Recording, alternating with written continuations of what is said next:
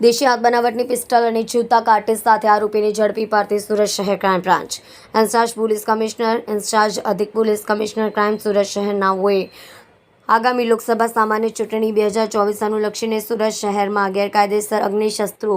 દારૂગોળો તથા નાસ્તા ફરતા આરોપીઓને તેમજ વણશોધાયેલ ગુનાઓમાં આરોપીઓને શોધી કાઢવા માટે સૂચના કરી, જે સૂચના અનુસંધાને નાયબ પોલીસ કમિશનર ક્રાઇમ નાઓની સીધી સૂચનાને માર્ગદર્શનને આધારે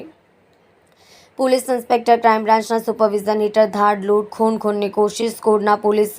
સબ ઇન્સ્પેક્ટર પોતાની ટીમ સાથે વર્કઆઉટમાં હતા દરમિયાન મળેલ બાતમી હકીકતને આધારે આરોપી અંજની રેલવે ફાટક પાસે રોડ ઉપર જાહેરમાંથી એક હીરો સ્પ્લેન્ડર મોટરસાઇકલ ઉપર સવાર આરોપી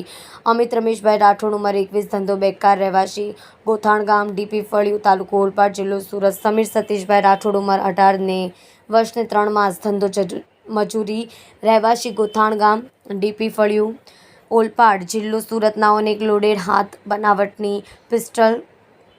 કિંમત ₹20,000 અને જૂતા કાર્ટિસ નંગ કિંમત ₹100 તથા મોટરસાઇકલ